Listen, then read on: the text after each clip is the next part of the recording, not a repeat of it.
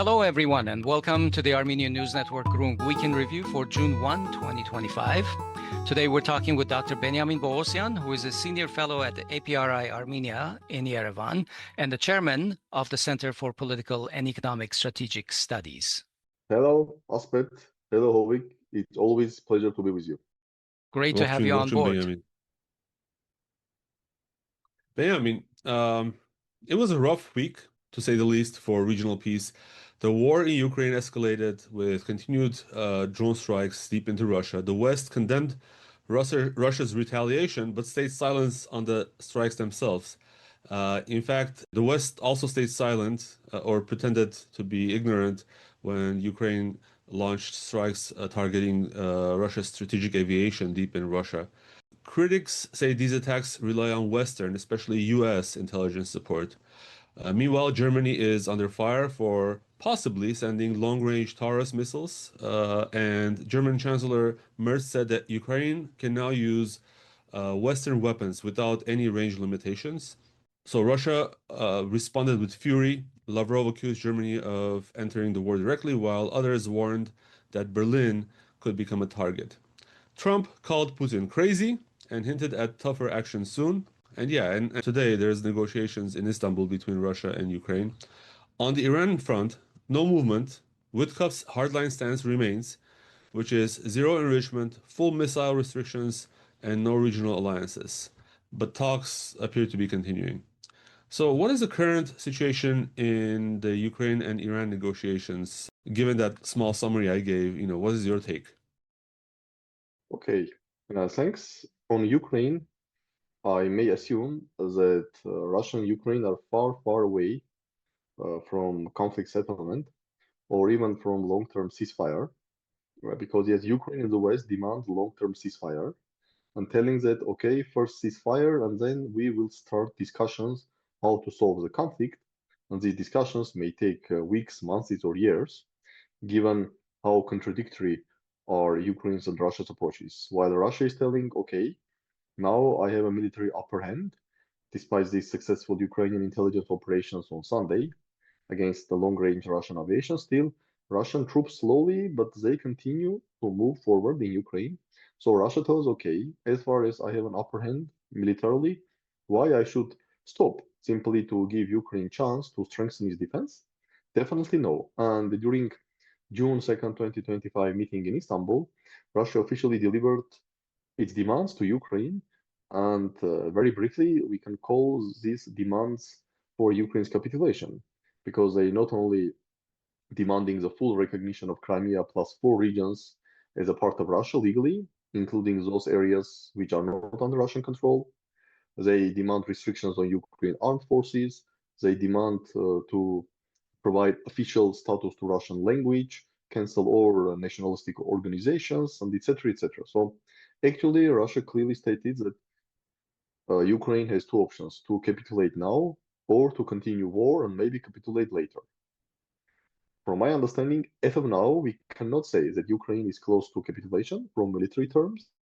And even if Ukraine continue to lose, we have to understand that accepting all the Russian demands, or even few of these Russian demands, I would say even any of these Russian demands, if Zelensky accepts this, it probably will be at least political suicide by Zelensky, because people will say, okay, like we destroyed our country for 3.5 years, probably 500,000 people killed, more than 1 million are wounded, and now you are accepting much more harsh demands that Russia demanded in March 2022, when the sides were very close to the agreement as a result of March-April Istanbul negotiations in 2022. But then we know, and this is confirmed also by Ukrainian side, that the West, primary then Prime Minister of the UK, Boris Johnson, somehow convinced or forced Ukrainians not to sign agreement.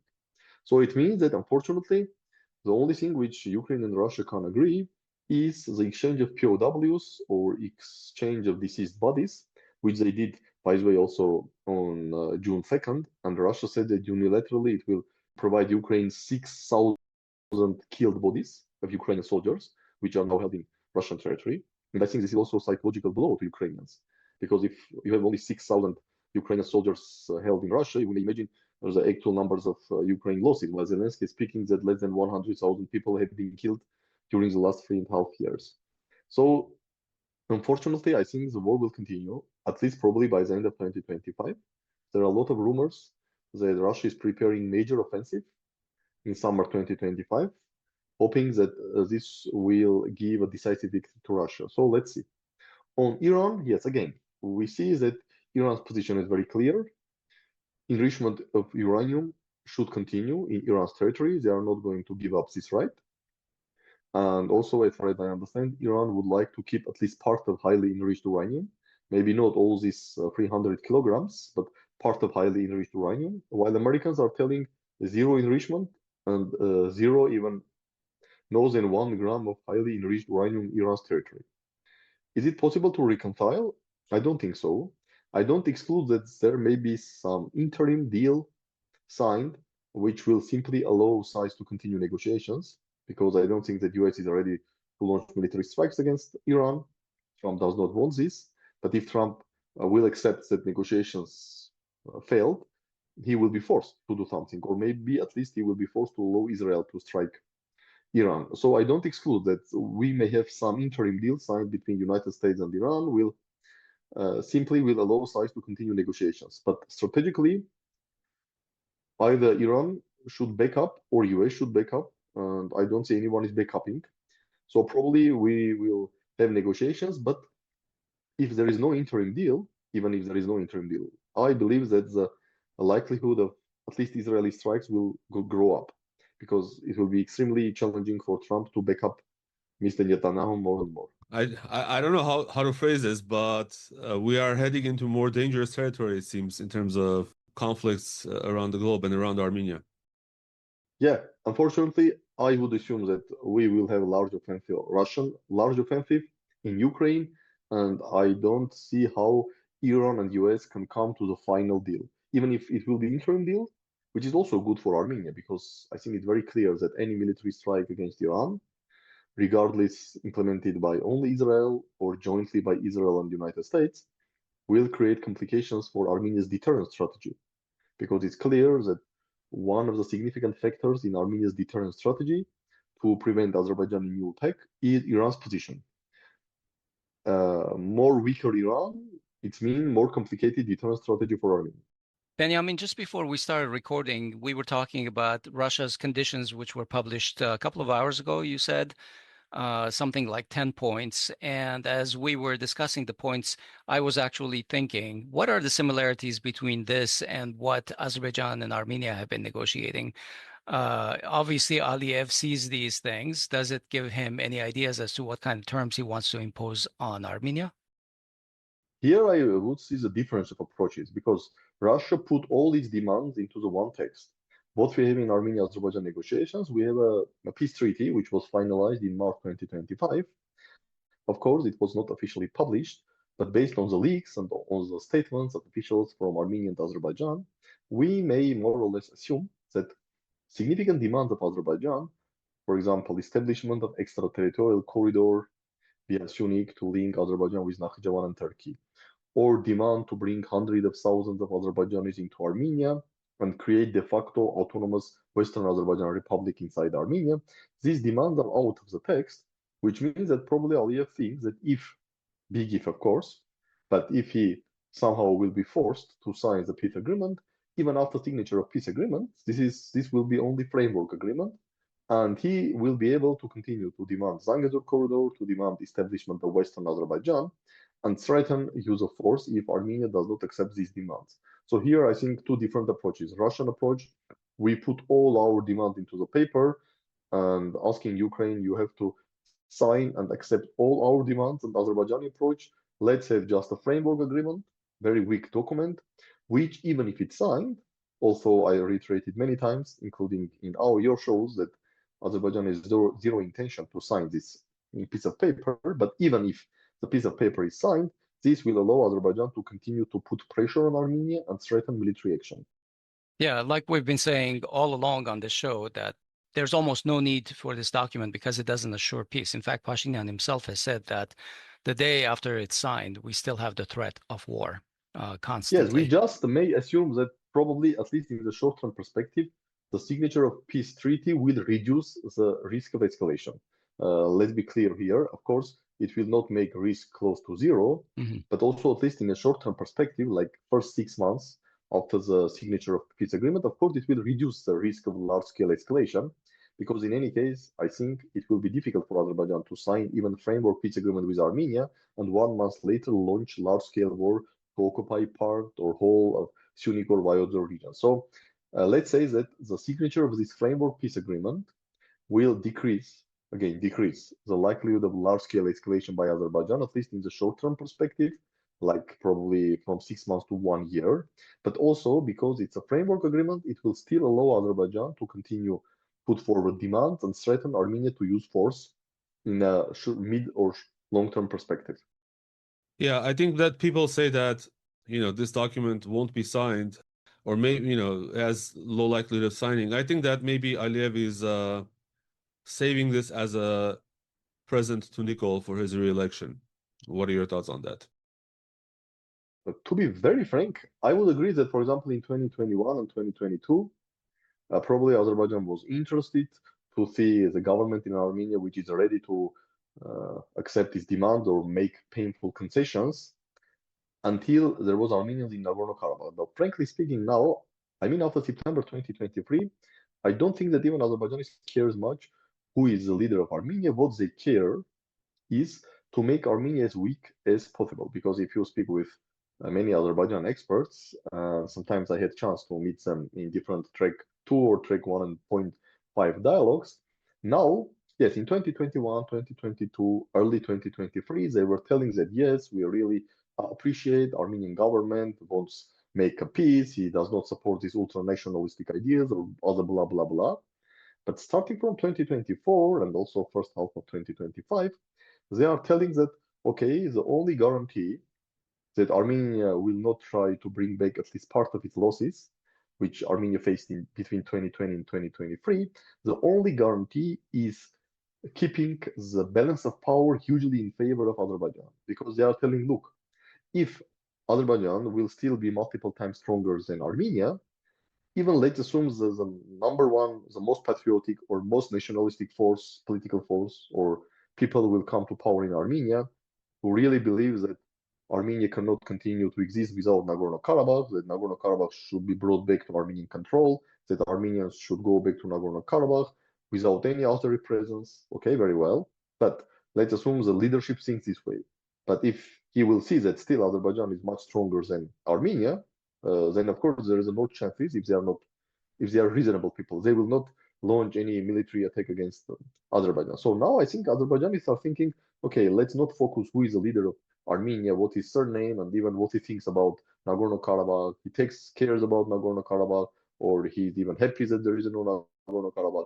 What they care, they say that Armenia should be weak now in 2030, 2035, 2040, 2045. And so their strategy is make Armenia non-viable state. So if Armenia is a non-viable state, regardless who is the prime minister of Armenia or who is the president of Armenia, if somehow we are coming back to the presidential form of government, if Armenia is a non-viable state, Azerbaijan will face no problems and they will have no concerns. While it will not matter. The balance of power, yes, while the balance of power will be changed, let's assume now we are in 2040 or 2045. Azerbaijan have significantly less export of oil and gas because there is less and less oil and gas in Azerbaijan. Let's not forget it. So they have huge problems with their budget. There is a social tensions in Azerbaijan, and they are forced to significantly reduce their military budget, not like $5 billion as in 2025. But let's assume that Azerbaijan military budget is only $1 billion in 2045, while Armenia's budget is $3 billion in 2045. So from Azerbaijani perspective, if this is the case, then even if there are some people who are not too much patriotic or not too much nationalistic in Armenia, they will say, okay, if now with a military balance or balance of power in favor of Armenia, why not to use it and at least to demand from Azerbaijan that Armenia should come back to Nagorno-Karabakh on the international guarantees, or even to launch some military action, telling that, okay, what Azerbaijan did in 2023 was genocide or ethnic cleansing, and under international law, you can use force to rectify the results of ethnic cleansing or genocide. So again, from 2021 until 2023, until Armenians were living in Nagorno-Karabakh, and this is my experience based on my discussions or meetings with Azerbaijani experts, they were much more interested in who or what position Armenian government has regarding Azerbaijan, regarding Nagorno-Karabakh. But now they are telling, okay, we have clear strategy. Armenia should continue to be a non-viable, weak state. And as far as Armenia is a non-viable and weak state, we will face no problems. So last week on May 26 and 27, Turkish Foreign Minister Hakan Fidan met with Russian Foreign Minister Sergei Lavrov in Moscow. The major agenda items were the 3+3 platform. This is a regional cooperation platform which includes Armenia, Azerbaijan, Georgia, Russia, Turkey, and Iran. The topics included, of course, unblocking transportation and communication links and post-conflict reconstruction efforts in the South Caucasus achievable through the 3+3. Russia stated that it is ready to assist Armenia and Azerbaijan in moving towards peace, including the completion of a peace treaty, unblocking transport and economic corridors, and the delimitation and demarcation of the borders. And Fidan offered Istanbul as a venue for the summit involving Presidents Putin, Zelensky, Trump, and Erdogan to solidify peace in Ukraine. Fidan also said that they are going to cooperate in the South Caucasus towards peace, and Aliyev is conducting a very wise policy in the South Caucasus. And Elspeth, we should tell our listeners that we isolated things that concern Armenia directly. Obviously, the meeting between Fidan and Lavrov was more far, at least the agenda was more far-reaching than what we presented here. Yeah, we're always trying to focus on the Armenian relevant stuff. There's a lot more context to this. Benyamin, what is the agenda of Turkey and Russia in the South Caucasus? Can you tell us what the areas of cooperation are between these two countries right now, and what are the areas of competition? On Russia-Turkey, I see two scenarios from now and also in last few years. Scenario number one, this is mostly competition or conflict. Who is going to be the number one external player in the South Caucasus? Again, I'm reiterating number one external player, not the only external player, because it's clear that many external players will remain in South Caucasus. European Union, United States, Iran, China, India, Israel, and others. UK, for example, France. But the real struggle, who is going to be the number one external player, can be only between Russia and Turkey. So scenario number one, the two powers are fighting against each other. And currently, still Russia, I believe, is the number one, but definitely Russia had some setbacks, especially the ethnic cleansing and destruction of Nagorno-Karabakh Republic was a setback for Russia. And we see growing influence of Turkey, but still I think Russia is number one, but Turkey is very close. So scenario number one, the two powers continue to fight, or they are fighting. Who is going to be number one? Scenario number two, and you mentioned that, of course, Russia, Turkey has a lot more to discuss than South Caucasus. It's Ukraine, it's Black Sea, Central Asia, it's Eastern Mediterranean, potentially even the Western Balkans, Syria, of course. But in South Caucasus, the Turkey and Russia also may say, okay, let's, instead of competing with each other, let's cooperate with each other. But for this cooperation, Turkey should accept that Russia is number one. Maybe is Turkey very close to Russia in its influence, but still, if Turkey accepts that Russia is the number one, and there is an agreement that Turkey is not taking steps to replace Russia as number one external player, while keeping its significant influence, like if in business terms, let's say that Russia holds 40% of shares, Turkey holds 35% of shares, but there is a gentleman agreement that Turkey are not going to take another 5 or 10% of shares and replace Russia as a main shareholder of the South Caucasus. Of course, I understand that you cannot project directly the business rules into geopolitics, but let's do it. So scenario number one, simply there is an agreement that South Caucasus will be managed jointly by Russia and Turkey, but Turkey should accept, yes, I am very influential, but Russia is a little bit more influential than Turkey. And then, okay, if they jointly control like 70-75% of shares of the South Caucasus, then remaining 30% can be divided between European Union, France, Iran, UK, Israel, India, China, and whatever.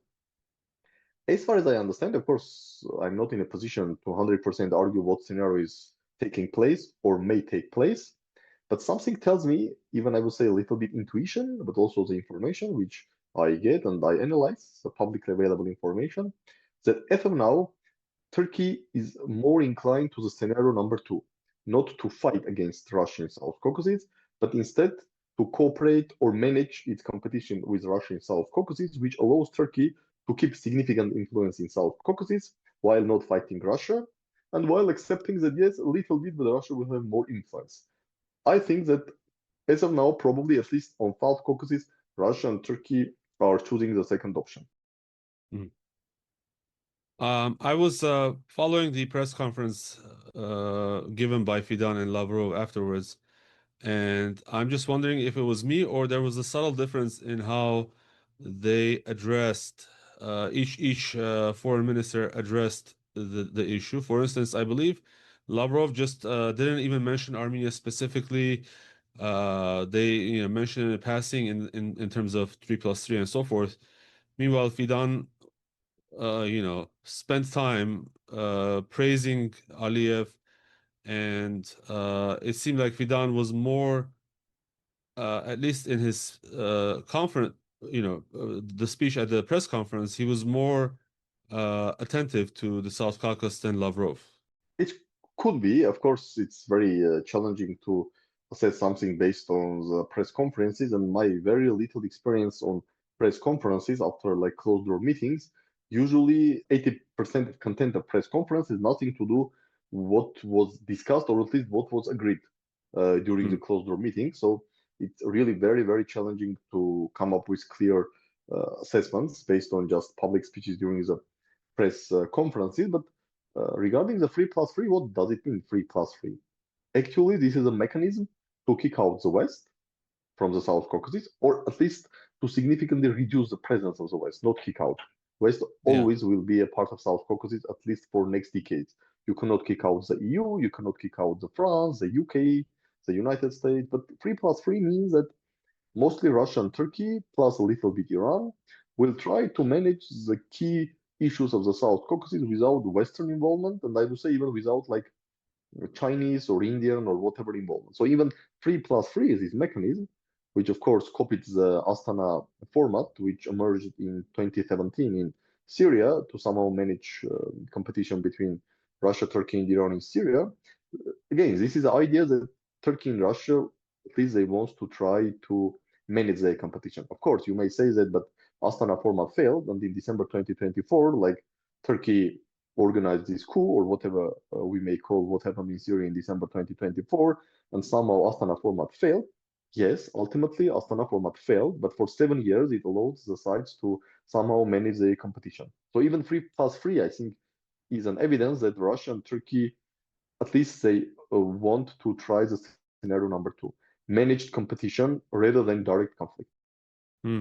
Okay, so while Fidan and Lavrov were in Moscow on May 28th, the Turkish president, Erdogan, and Pakistani Prime Minister Sharif joined Aliyev in Berdzor, or as they term Lachin, to inaugurate the opening of the Lachin International Airport. This is the third airport that Aliyev is opening in the territories he grabbed from the Artsakh Republic. This is a desolate zone, depopulated, ghost towns everywhere. No passenger flights, no freight. I think that it's important to highlight the absurdity of Aliyev opening all these airports, but obviously the presence of Pakistani and Turkish prime ministers also was notable this time. So the discussions between the three also involved energy transport corridors and heavily focused on bringing Pakistan's collaboration closer into that I would say nexus between Azerbaijan, Turkey, and Pakistan. So, as I alluded to, why open an airport in all these ghost towns? What is the significance of it?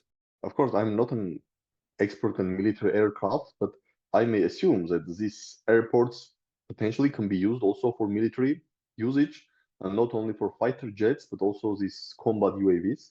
And now we see what's happening in Russia-Ukraine warfare.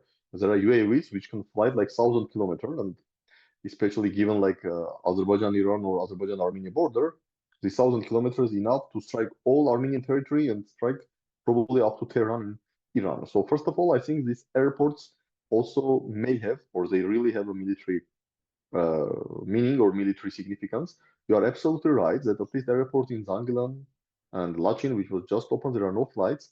I think very recently they just opened a regular flight per week, one flight per week from Baku to Fizuli, done by Azal, but this was only just recently. While until now, the Fizuli airport was used when they were bringing some international journalists or experts to Artsakh. It's a 1 hour flight from Baku to Fizuli, and then like 2 hour drive, and you are in Shushi or in Stepanakert. Now they just, I think, open these regular flights, maybe once per week, if I'm not mistaken. But first of all, these airports can be used also as a military, and both against Armenia and also against Iran.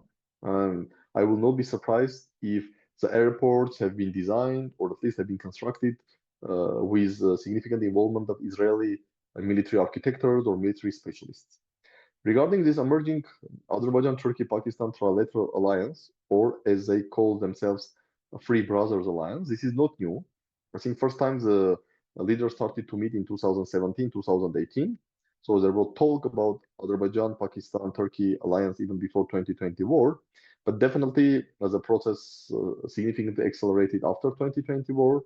Also, let's not forget that on November 10, 2020, when trilateral statement was signed between Armenia, Azerbaijan, and Russia, and when there were huge celebrations in Baku, what flags we saw in Baku?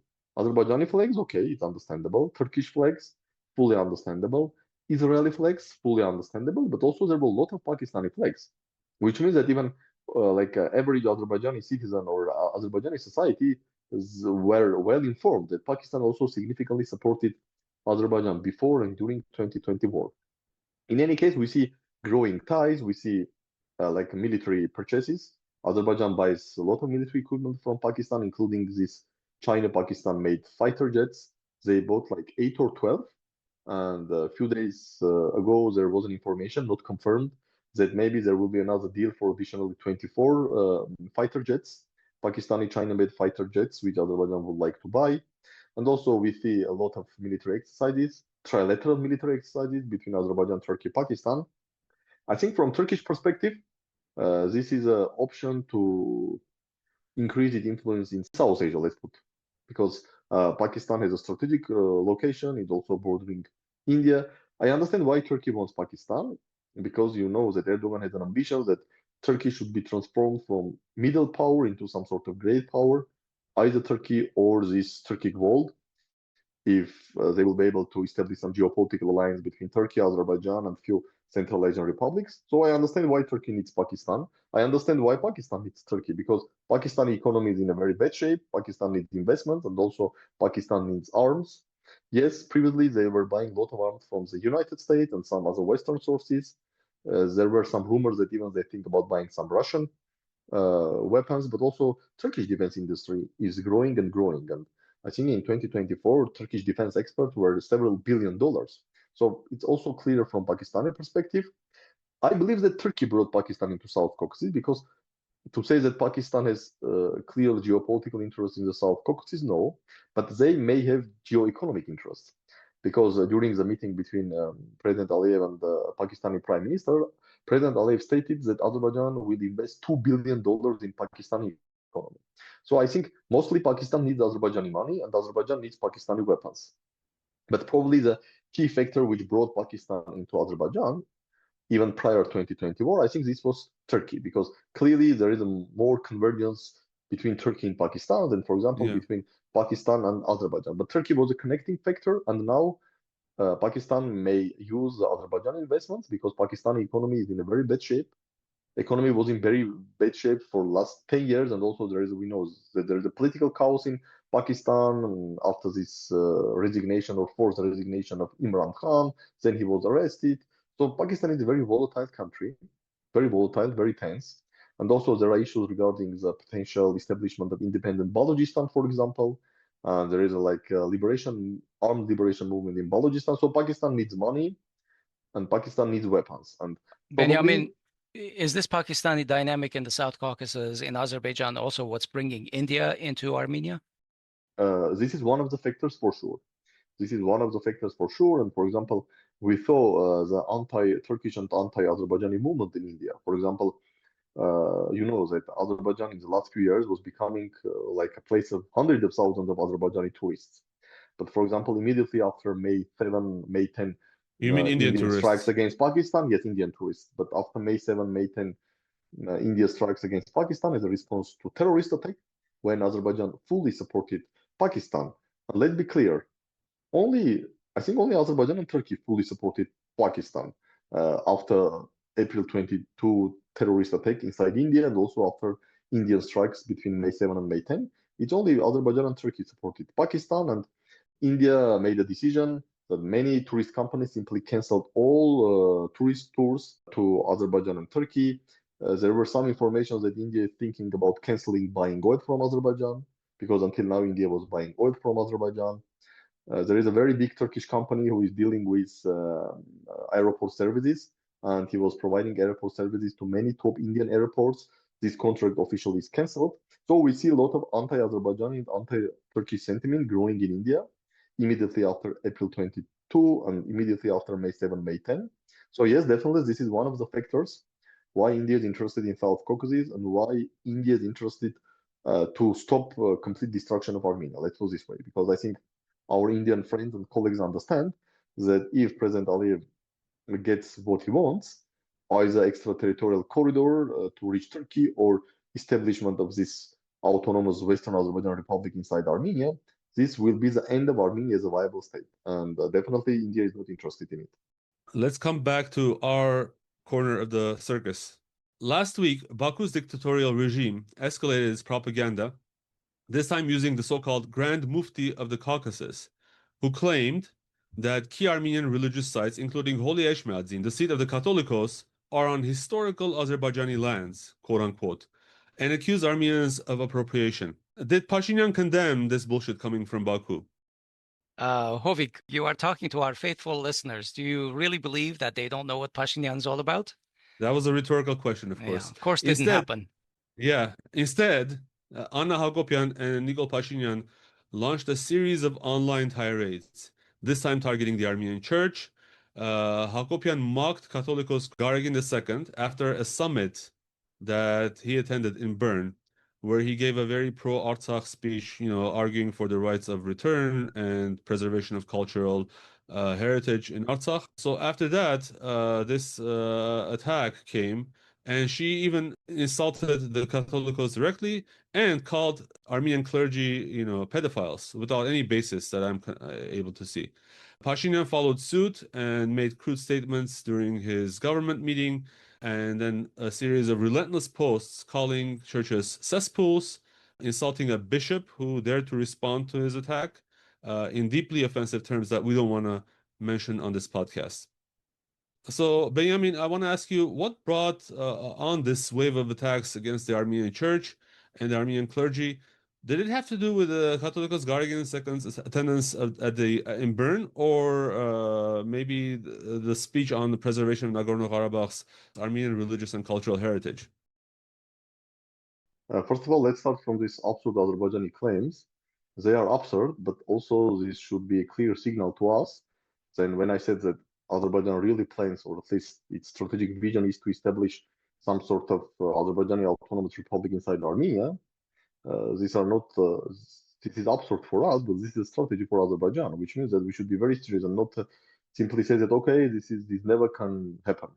Because I remember very well, like 10 years ago, if someone will say, okay, President Aliyev will walk in Stepanak Airport called Khankendi and open Karabakh University in the building of Artsakh State University, people would say, no, this is complete bullshit, this is absurd, this is not going to happen. But now we are seeing it, and even some get used to it, like because time passes, and which means that again, what Azerbaijan is doing is a clear part of strategy to make Armenia non-viable state, as I mentioned. This comes to my earlier statement that now, from Azerbaijani perspective, the key in their strategy to Armenia is make Armenia non-viable state. Then they don't care who is the president or prime minister of Armenia.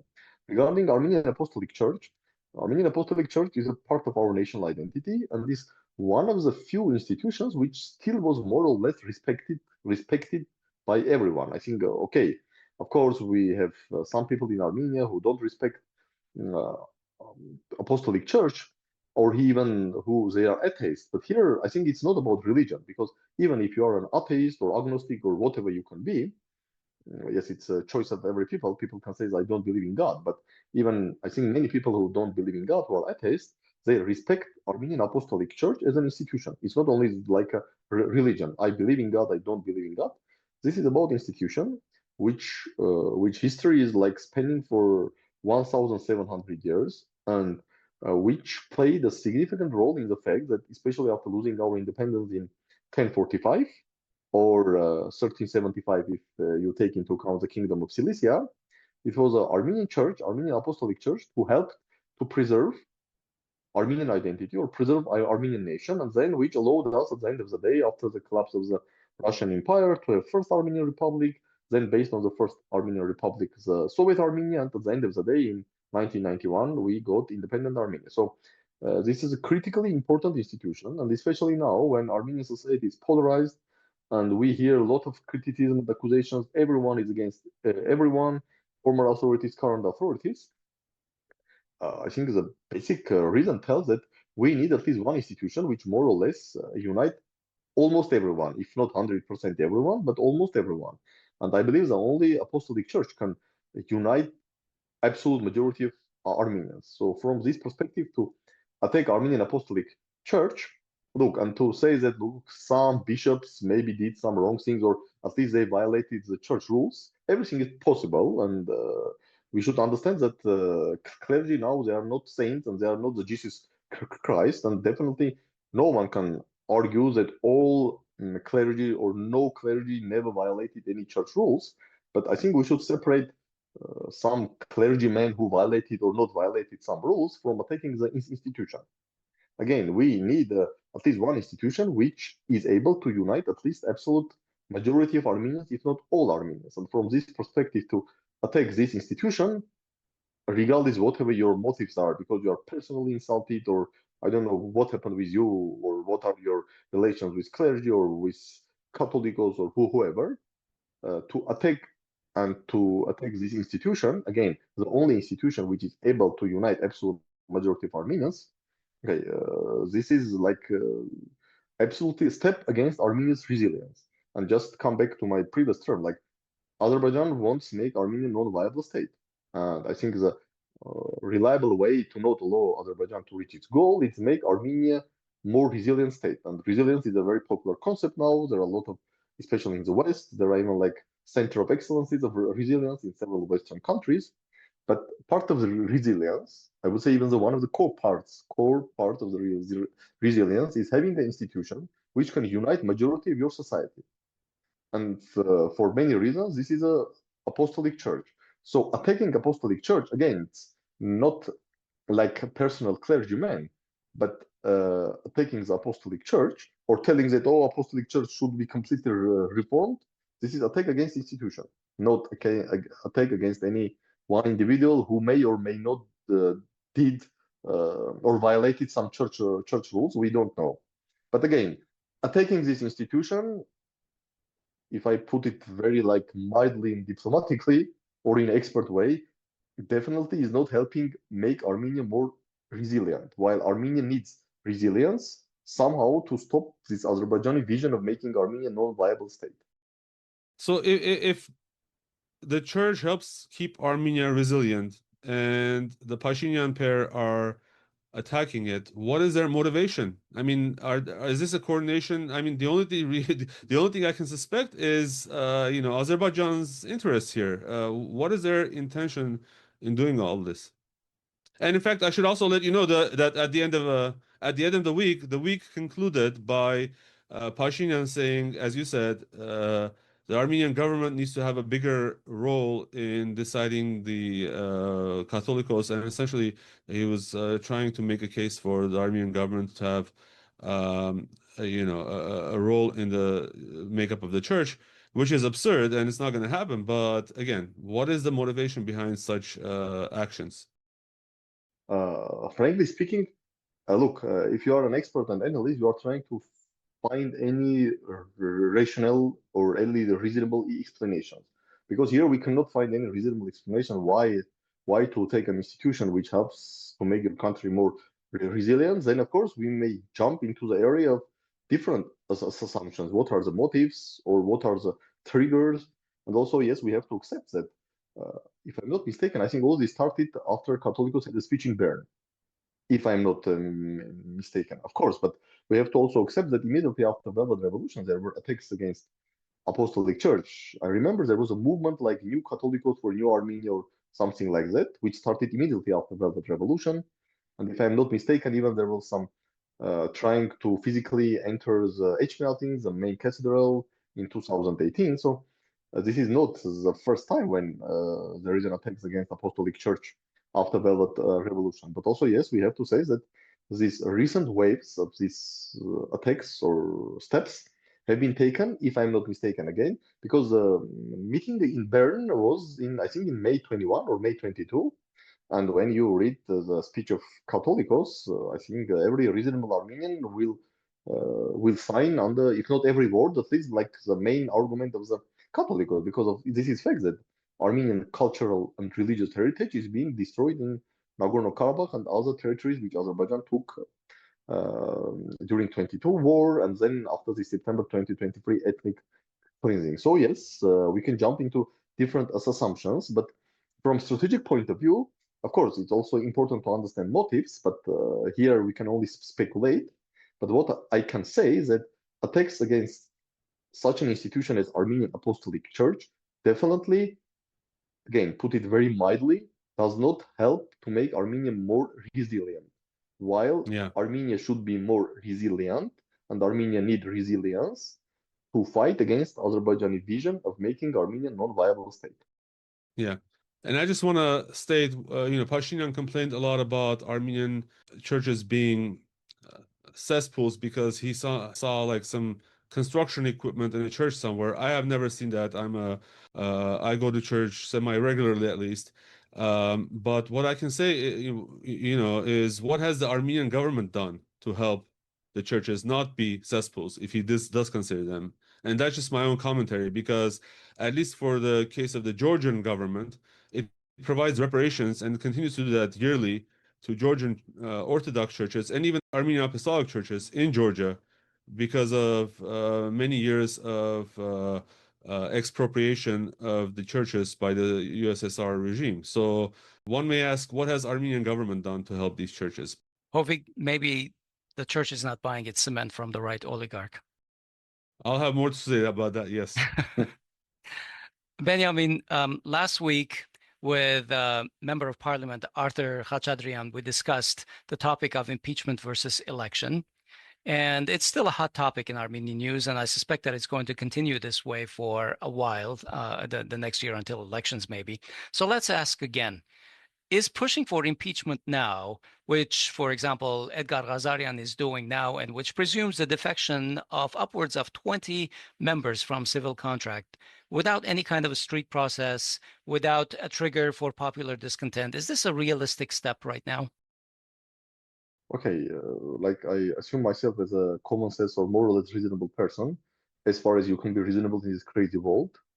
But now, even if let's assume there is how many, like 36 or 38 signatures for any candidate, let's forget about the candidate, but also, of course, not each candidate can be a candidate for prime ministership. But even if somehow we are find more or less acceptable or the best candidate for impeachment, it's very clear. I don't see reasonably how anyone can force, I think, minimum 18 or 20 member of parliament from civil contract to go to the parliament and vote to impeach current prime minister. I simply don't see this happening.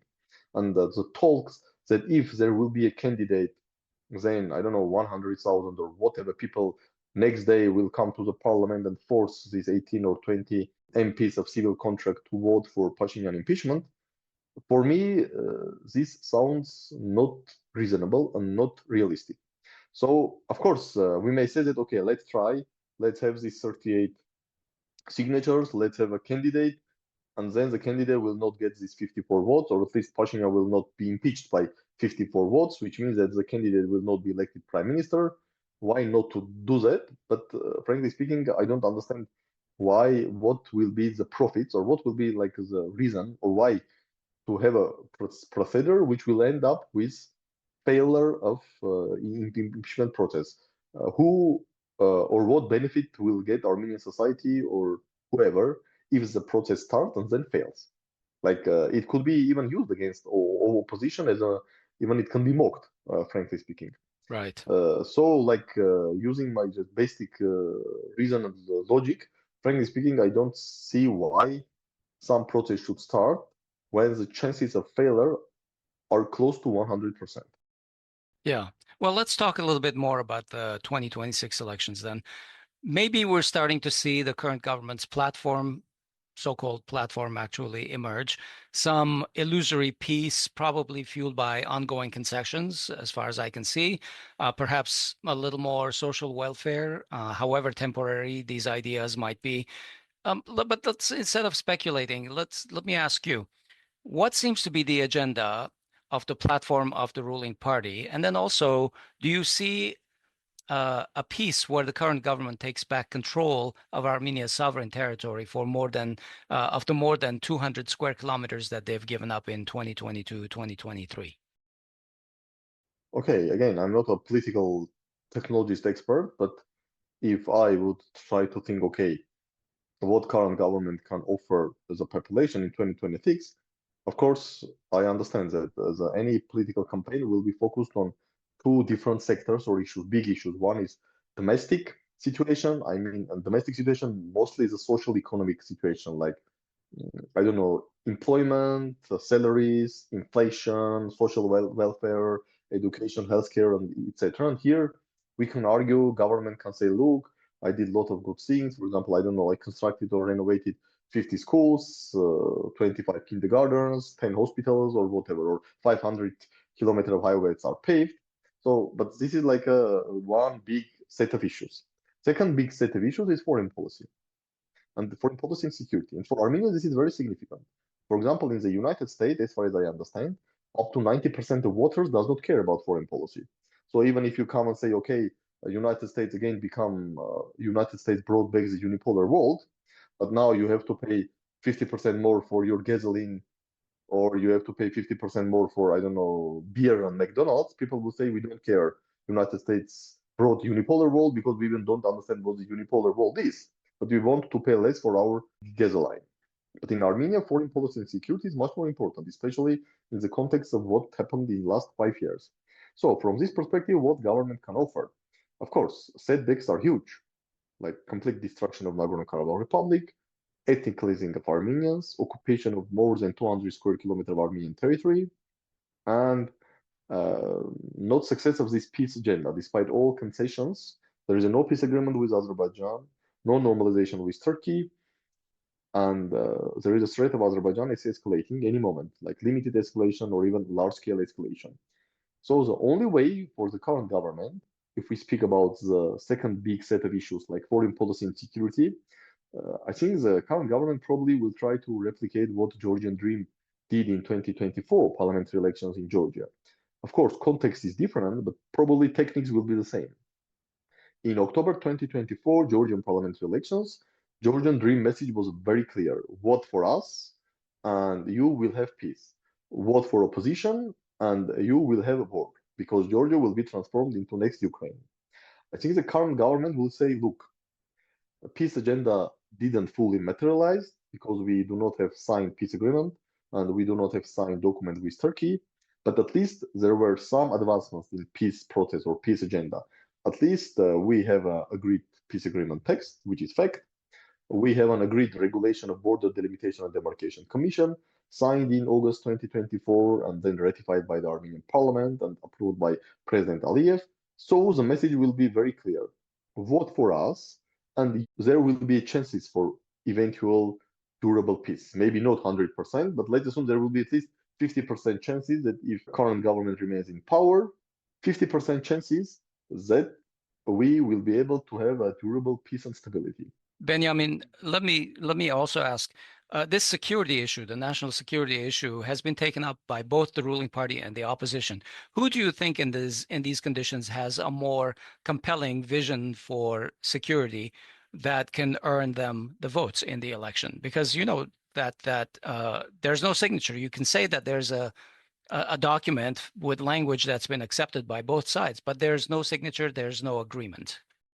Yes, but look, what the current government may do again. He may say, look, guys, voting for me, and there are chances for peace. Let's assume there are 50% of chances for peace.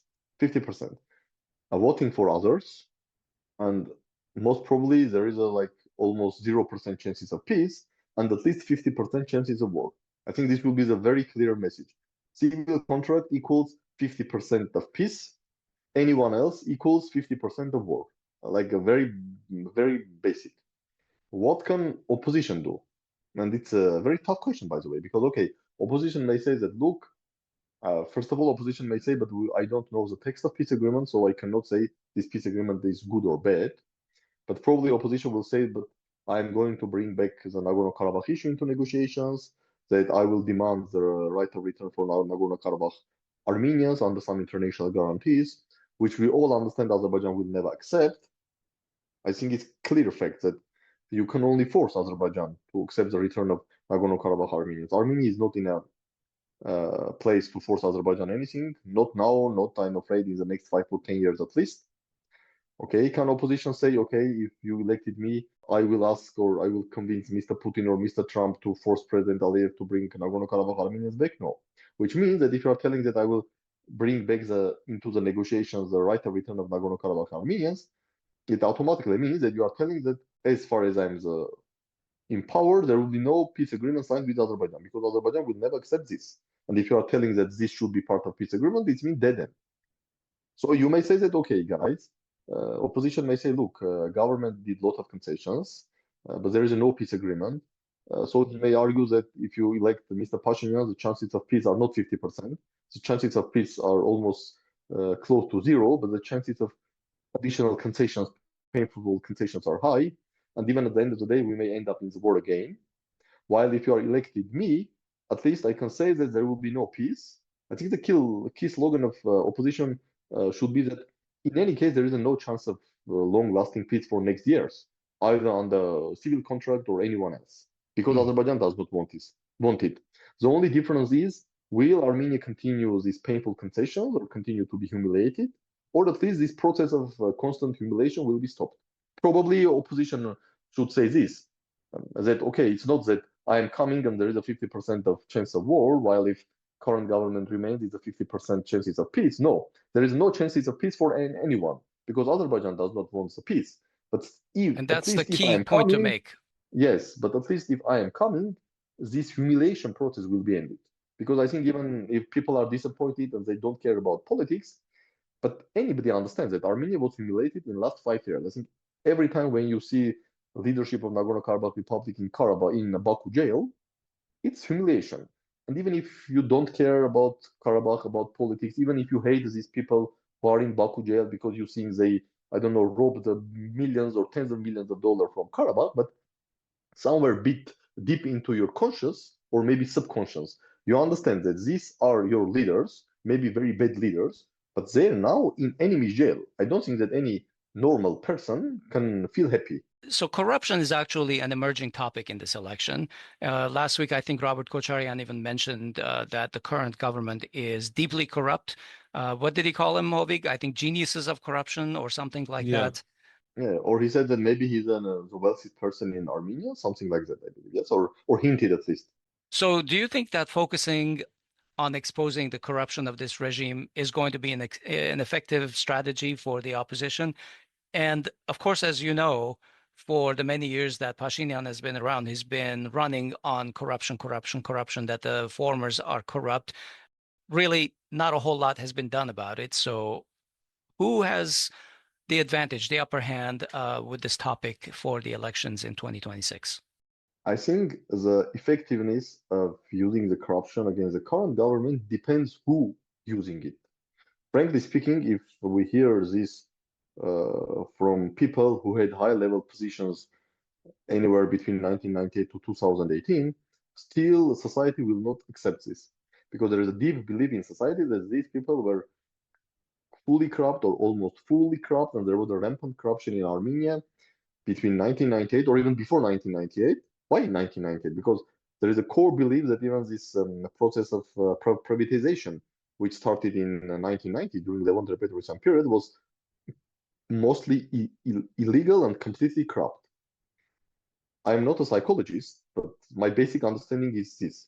If I strongly believe that, for example, the person A is a fully corrupt or almost fully corrupt, and under his leadership, there was a rampant corruption in Armenia, if this person starts to speak about corruption, accusing other one in corruption, this may irritate my nerves. So again, I think it depends who is speaking about corruption. So my advice would be to everyone who is perceived as highly corrupted, regardless this perception is close to reality or not, because in the world or for human beings, they don't care about reality. The reality is what they perceive. So anyone whom majority of Armenians perceived who was highly corrupted, my advice will be not to speak about corruption under the current government, because this, from my very humble understanding of human psychology, will irritate people more. So again, the topic of corruption can be useful by those people if it used by those people who, by majority of population, are not perceived as corrupt themselves. Otherwise, it will be perceived as hypocrisy and will irritate people. At least this is my understanding. I mean, Pashinyan is, I fully believe that Pashinyan is corrupt, and we see evidence of that day to day, but he has the megaphone of the state. So I think he has better chances of using the corruption by making more fake arrests, even if these arrests don't materialize into anything.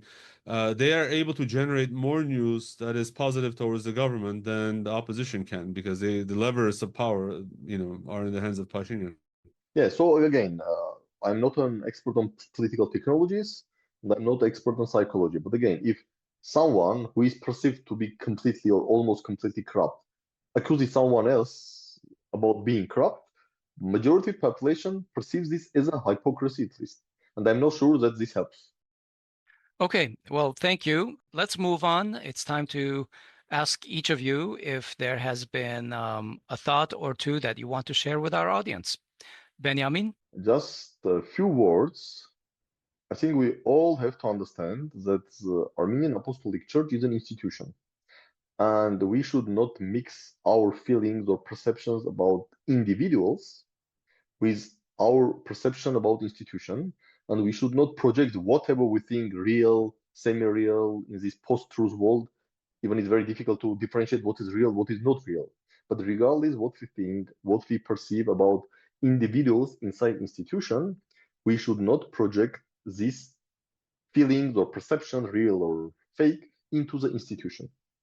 Because again, this is an institution which still is able to unite majority of Armenians, and we need these type of institutions to be more resilient. Thank you. Hovik, what thoughts would you like to share? Osped, yeah, I have two thoughts, since you have said one or two. First is the Armenian Church, and with all due respect, as a son of the Armenian Church, I blame the Catholicos for doing this, because we saw that even at the height of the Serpazan movement last year, the Catholicos did not fully back the Serpazan. Basically, it was unofficial support saying that, of course, we all understand that the Catholicos was not against the Serpazan, but they tried to present as independent stance as possible. Then, when time came to consecrate the new cathedral that was under renovation in Echmiadzin, Pashinyan was invited based on state protocol, based on honor, regardless of the tension between the church and Pashinyan, he was invited to the opening. And I just believe that, we see that no matter what the Armenian Church does, the Pashinyan will utilize this issue to the whatever political extent that they want. So that's number one. The number two thing, and I'm going to take off my angry but polite co-host hat and put on my angry, purely Armenian hat. And I want to make a comment about Lavrov's visit and a speech that he made, because it really, really, really gave me indigestion. He was talking about the context of Ukrainianization of Armenia. And he said that Armenia is our friend. Armenia does not outlaw the Russian language or nor deprive ethnic Russians of their legal rights. He said that nowhere in the world except Ukraine there are laws banning language. And unfortunately, he went to the audacity of saying in Azerbaijan, Armenian is not banned by the constitution. Now, I can understand if you want to make political points or make political statements, but using the Armenians of Artsakh, there are 0 Armenians in Artsakh. Let me repeat again, there are 0. They have been ethnically cleansed, they have been murdered. And in this circumstance, saying that, technically Azerbaijan does not ban the Armenian language, knowing full well the history of what Azerbaijan has been doing to Armenians, is ridiculous, it's obscene. And, Lavrov, diplomacy is all about lies, but there's a limit, and Lavrov really hit below the belt for me. So for that, I say, F you, Lavrov. Yeah. Azerbaijan does not ban the Armenian language, but let's not talk about the fact that they've killed off almost every Armenian in the country. Yeah, but Azerbaijan banned Armenia's existence in Azerbaijan Yes. de facto, I mean, or that even was not de just jure, but de obscene. facto. That was obscene. Okay. Thank you both for your thoughts. And thank you, Benyamin, for your insight and your time this week. We'll talk to you soon. Thank you for having me. Well, that was a good conversation with Benyamin. Let's bring in the kitchen sink, Hovik. What are your major topics today? Actually, we had a bunch of items that we left on the docket. Let's mention them, and then if we have any comments about them, let's go for it. I briefly want to mention that Yerevan City Council keeps losing lawsuits related to its efforts to increase the price of transportation. The opposition at the Yerevan City Council, the Mair Hayastan Alliance, has been successfully suing the Yerevan City government in courts. And unfortunately, it hasn't reached the point where the verdict has a power of law, so they are appealing it. But essentially, Armenian is using lawfare to continue to stick to his policies. But what I know is that soon probably they will go to the appeals court and there will be an appeals ruling. And this may coincide like in the coming year or so with the election. So it'll be interesting to see. But yeah, our listeners may know that Yerevan has multiplied the price of transportation at this critical time when poverty is so high, and that has been a source of popular discontent. I thought it was interesting that Josh Huck from the U.S. State Department, he's Assistant Secretary of the State Department for Southern Europe and the Caucasus, visited Yerevan. There was not a whole lot of noise made about this. Hovik, you remember that last week or maybe 2 weeks ago, Rubio told the Congressional Foreign Affairs Committee that there's a real risk of an Azerbaijani invasion of Armenia and that the U.S. really would like to prevent that from happening. So, of course, Josh Huck is visiting, and lots of statements about the importance of signing a peace treaty, et cetera, from Armen Grigoryan, Ararat Mirzoyan. The thought that I had that we didn't have time to ask Benyamin, so is the U.S. working on Armenia or is it working on Azerbaijan to prevent the real risk of invasion? What do you think? Yeah, my answer would be the same that Artur Khachaturian gave last week, which is, what is the capability of the U.S.? What are the strategic cards that Azerbaijan is holding in its hands? And I think the only party that the U.S. can pressure is Armenia in this case. And I welcome any attempt to prevent a new war, but we have to understand that I think that with the U.S. withdrawing from the world as a COP, the options for the U.S. to prevent wars are limited. Yeah, I want to raise this topic because I think that most Armenians hearing Rubio say that they are working to prevent this, they think that the U.S. is working on Azerbaijan. That's not necessarily the case. The U.S. might be working on extracting more concessions from Armenia because Armenia is the softer, more malleable situation here. Exactly. Hovik, you had something on the docket about the Russian consulate in Syunik. Well, we know that for 2 years, the Russian government has announced that they'll be opening a fully fledged consulate in Syunik. But media reports surface here or there that there are delays. I believe that they haven't even been able to secure the land for it, and I'm starting to think that Foreign Minister Lavrov should start speaking French a little bit. yeah, because as soon as a French dignitary, I forget who it was, maybe the foreign minister, I forget, visited Armenia, they immediately announced the opening of a French honorary consulate in Sunik, and wow, the land for it was immediately found and everything, and the flags are flying maybe already. I'm not sure, but yeah, it seems that even Lavrov's visit 2 weeks ago or was not enough to resolve this issue. So the issue of the consulate remains a sticky problem. And for the last segment, I think for our kitchen sink, I want to go deep dive a little bit into a newfound regime oligarch. His name is Narek Nalbandyan. So let's talk about him. He's a former police investigator who left the force in 2012 and started doing business, blah, blah, blah. But he tries to paint the argument that he has been successful in business since 2018. In any case, he has a portfolio that would make Silicon Valley VC look jealous. The past there looked more like a government getaway than a business miracle. First, remember the Golden Palace Hotel in Berdzor? This was one of the first accomplishments of the Pashinyan regime when he threatened to arrest Armen Avetisyan, the former chief of customs, and Avetisyan basically ended up gifting this property to the state. For what?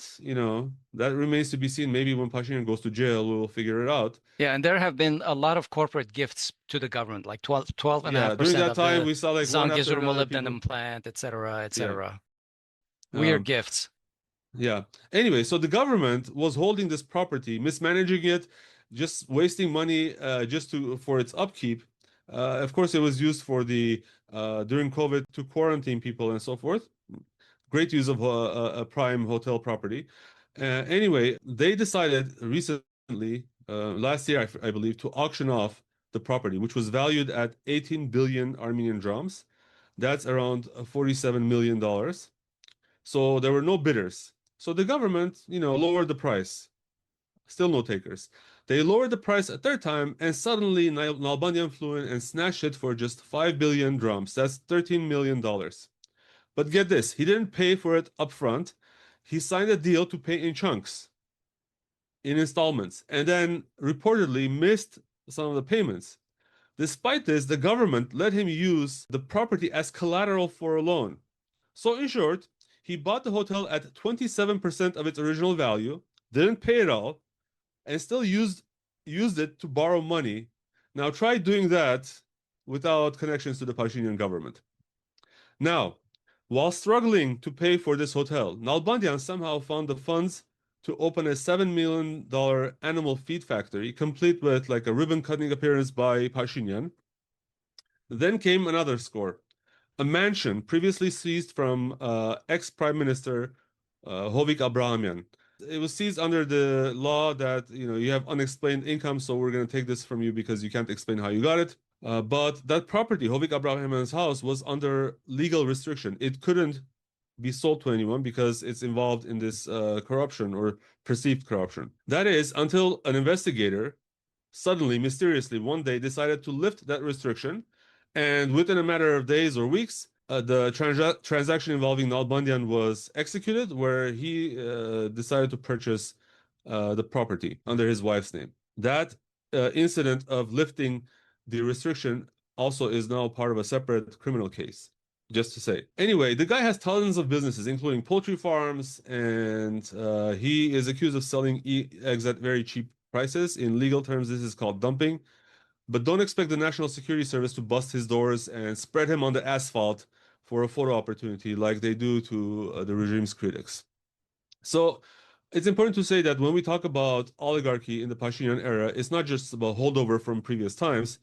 It's alive and well and possibly government-sponsored, just with new names. And Nalbandyan is on top of that list. And unfortunately, our EU representatives, the West, is happy to play blind to this issue. Well, your story made me kind of hungry for an omelet, Hovik. But to your point, since we're on the topic of oligarchs, can you name one thing that the Armenian ambassador to Russia has done in the past year? Going once, going twice. It's like No, another Magunt's situation. You know, yes. if you're a superpower, Armenia will assign a useless person He, as it's not ambassador just to your useless. country. He was very anti-Russia in rhetoric. So it was a deliberate message to Russia at the time. I mean, for better or for worse, this is arguably the most important relationship that Armenia has, Russia, whether you like them or not. That's not the point. And I bet most people couldn't even name the guy or a single achievement that he has in the past year that he's been the ambassador over there. So anyway, we'll put up some links to all these articles that we're talking about in the show notes, podcasts.groong.org/episode number. This guy is Gurgen Arsenyan. His latest wealth report is in the show notes, so look it up. Okay, well, I also had something on the docket, but I think I'm going to skip it. Maybe we'll keep it for next week. I want to talk about all these subvention fundings that are going to ANIF, the Armenian National Investment Fund. It seems to me that the budget just, the national budget just simply doesn't have any real budgets. Like there's not a real defense budget. There are all these allocations, and then there's just this giant slush fund from which the prime minister does whatever the heck he wants with it. And if you want to bail out ANIF, you bail it out, and you have a whole like 70 people, supermajority in the parliament to just rubber stamp this. Yeah, corruption around ANIF, I believe, deserves its own show. But yes, we should talk about it as frequently. I think we'll take that up in a separate show. Sounds good. Okay, well, that was our weekend review. We recorded it on Monday, June 2, 2025. We've been talking with Dr. Benyamin Poghosyan, who is a senior fellow at APRI Armenia, Yerevan based. And he is also the chairman of the Center for Political and Economic Strategic Studies. Before we go, another request. While newly minted oligarchs are out there scooping up hotels and flooding the market with cheap eggs, we're just trying to flood your social feeds with solid analysis. So do us a favor, subscribe to Groong on Spotify and Apple Podcasts. Again, Spotify and Apple Podcasts are really important. We want to grow there. So if you are on those platforms, please subscribe and rank us and give us a rating. It's free, it's fresh, and unlike Narek's eggs, it won't leave a bad smell. Is that all, Hovik? I thought you were actually going to invite them for a discounted stay at Hotel Groong. When we have one, yes. When we acquire, maybe for when the opposition comes to power. All right. I'm Asped Bedrosian in Los Angeles. And I'm Hovik Manucharyan, 2 blocks from Asped. We'll talk to you next week. Bye-bye.